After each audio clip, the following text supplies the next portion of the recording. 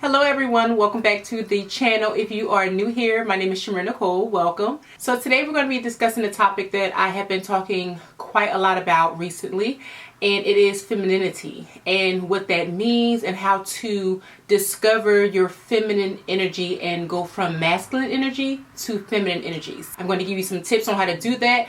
I'm also going to share with you what my transformational moment was when I discovered that I was not only walking in masculine energy, but when I learned to discover my own femininity and how that worked out for me.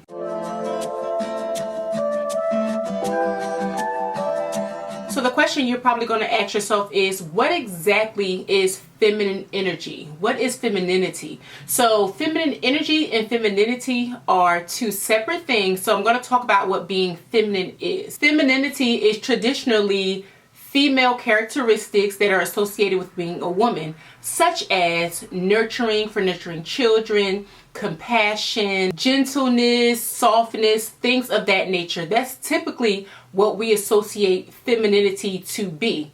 My interpretation of feminine energy is a byproduct of all of those things. So that would mean what you get after you are exuding compassion, nurturing, softness. All of that energy that comes from that is what I define as feminine energy. I believe the key to really tapping into your own femininity and starting to learn to use your feminine energy and to operate in your feminine energy is really discovering who you are and what your inner being is. Are you a soft person? Are you a nurturer? Are you compassionate?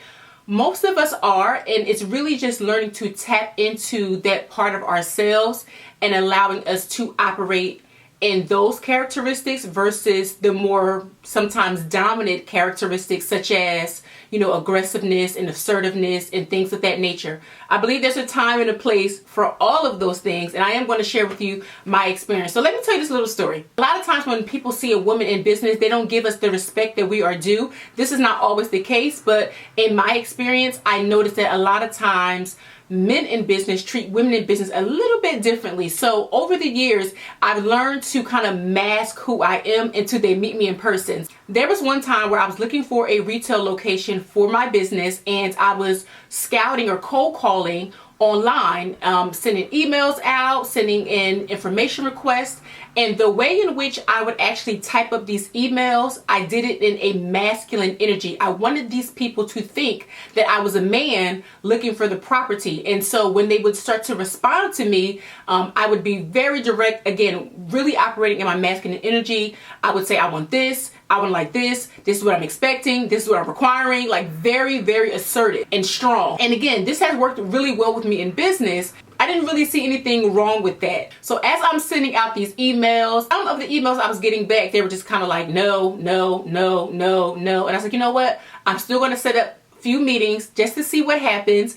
And I set up the one meeting for the property that I really wanted. Of course, I come, I'm dressed, I'm put together, and clearly I'm a woman. And so when I got out the car and I started to walk up to the property, he looked in a way as if like I was like someone walking past. Because again, he was expecting a man because of the way in which like the tone of the emails were written. And so when I walked up to him and I introduced myself, his eyes like like they got so big, and he was like, "You're the one I've been speaking to?" And I was like, "Yes." And I'm just smiling. I'm all excited to see the property. I'm like, "Yeah, it was me." And he just kind of looked. We're walking in the property. He's showing me the location, and he's telling me all of the things that we discussed in the email. And of course now I'm a little more softer. I've had some coffee, so I'm a little more excited. I'm a little more smiling, giggly. That's what coffee does. So as we're walking in this property and I'm going through all of the things that we discussed in the email, these are things that he previously told me no to. And I'm like, oh, so, am I able to paint the walls? And at first he told me no. He's like, no, we already had this done. You can't do this. You can't do that. You can't do this. You can't do that. And I'm like, are you sure that I wouldn't be able to, paint the walls a color that's a little more, softer? And he was like, sure. And I was like, oh. And so we're walking around and I'm like, oh, I would love to put a sink here, but I know in the email you said that you wouldn't allow additional plumbing. Is that something that we can probably work on? He was like, oh no, you can have whatever you want. If that's going to make it easier for you, you can have that. And I was like, oh. And so we're still walking around the property and we're talking, and I'm telling him some of the things again that we discussed in this email. And so in my mind, I'm like, 2 days ago, when you thought I was a man, and I asked for all of these things, you told me no. But as soon as you meet me, you see me, and I'm softer, I'm kinder, I'm nurturing, I'm all of these things. I'm walking in my female essence and energy. I now have all of these yeses. All of the doors that were previously closed off to me are now open.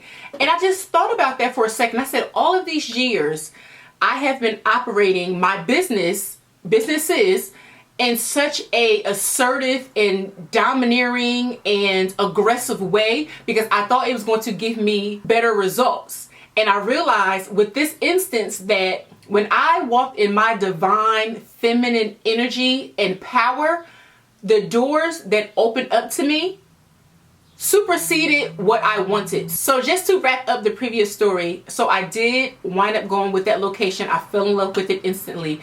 And all of the things that I was requesting, all of those extra add-ons that I wanted that he previously told me no to, I not only got them, I got them for free. They did all of the work for free. And I was able to get some add-ons. And that was when I learned that walking in your feminine energy, it will open up doors that you don't even think would be open, opportunities for you that you don't think would be open.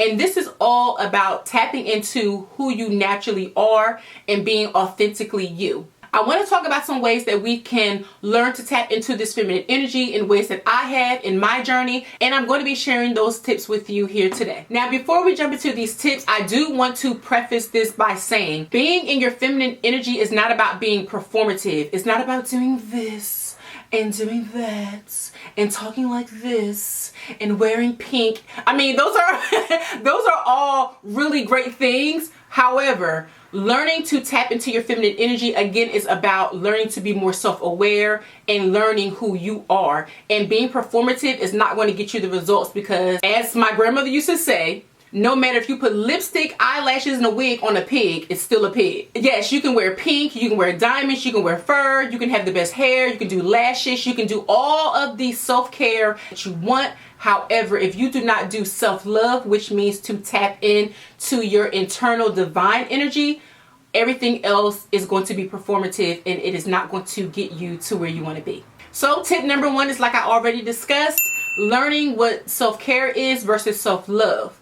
Self-care is taking care of yourself. It is doing all of the things in terms of, making sure that your body is right. You're going to the gym. You're eating healthy. You're well groomed. You look the part. That is self-care. Self-love is learning to take care of this, take care of this, take care of this, right? When you truly learn the art of self-love, you realize that self-love is an extension of self-care. You can't love yourself if you don't care about yourself. When you're learning to tap into your feminine energy, as I discussed with you earlier today, that is you learning how to be nurturing, how to be a little more soft, how to be compassionate, how to be gentle. And this is even how you speak, how you walk, how you interact with other people.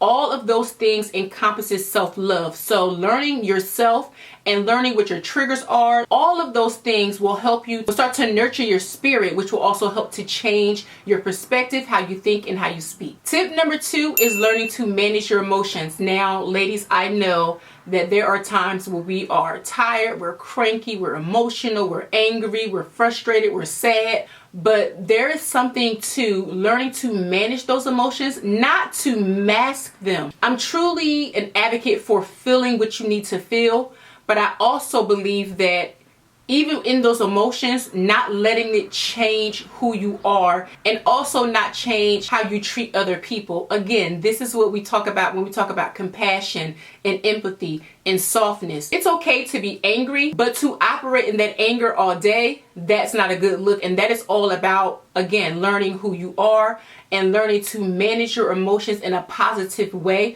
so that it doesn't affect you, which by extension will affect other people that you come in contact with. Tip number 3, one of the things that I had to learn, and I am still learning these things, but it is learning to listen more than you speak. I had to learn this because I didn't want to listen to respond. I wanted to listen to understand. And a lot of times I was so ready to respond in an aggressive way or in an assertive way that I really didn't hear what was being said to me. So even that thing allowed me to be a little more nurturing in my responses to people. When you listen more than you speak, you're able to not only hear what is being said, but you also are able to hear what is not being said. Tip number 4 is practicing gratitude. One of the things that I have high on my list. When you realize how grateful you are just to have another day. I mean, it's something that we think about or we say all the time, but when you really truly think about that, you'll learn to be a little more grateful. And so I like to practice gratitude. I have a ton of journals and daily gratitude books that I use and I utilize that help me to remain positive. When you have the things that you're grateful for at the forefront of your mind, you realize that a lot of these things that we get upset about that control our emotions truly don't matter. So practicing gratitude and compassion keeps us in that feminine energy because we remain soft and we remain kind because we're grateful for the things that we have while waiting on the things that we want. Tip number 5 is fostering a positive self-image. And I know a lot of times when we talk about femininity, people like to associate that with a particular look, a look of, luxury or style or grace and sophistication. But in order for you to do that, you have to love yourself. You have to know who you are. And I know that that is really hard for us to do, especially a lot of us who may have suffered from low self-esteem or no self-esteem or just low positive body image. And so with that, learning to walk into your divine feminine energy is about transforming what that negative view of yourself is and learning to embrace yourself, even the flaws, because we all have them. But when you accept them, you learn to love yourself. One of the things that I have been doing for a very long time, and I still do it, is I have sticky notes. I have colorful sticky notes on my office right behind the wall. I have a mirror and I have a whole bunch of colorful sticky notes and I write positive affirmations on them. I write goals, I write affirmations, I write scriptures, I write quotes that I love. And when I come into my office, because they're so colorful, you cannot miss them. And so I read these affirmations to myself. You can be in your office, they can be in your bathroom, they can be in your car. I've seen people have them in their car before. But the more you say something, the more you speak it, the more you become it. So if you want to become a woman who has a positive self-image, you're going to start speaking that over yourself. So reading those affirmations, quoting those affirmations. For me, I love writing, so I write them. Even if I have to write them more than once, I write them. And every time I write it, I'm thinking it, I'm believing it, I'm saying it, I become it. So having a positive self-image is definitely key to becoming a feminine woman. And tip number 5 that goes right along with positive self-image is being authentically you. One of the things that I almost kind of pride myself on is I have always been authentically me. And this might be good and this might be bad depending on who you ask. But wherever I am in that season of my life, I am being authentic to her.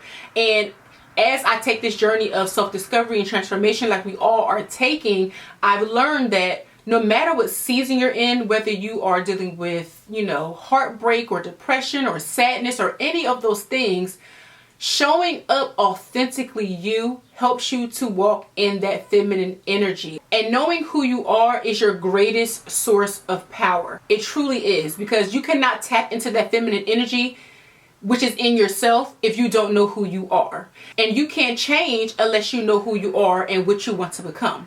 So that's like, I want to change. I want to get to the finish line, but I don't know where to start. You can't start in the middle of the track. You got to go to the beginning.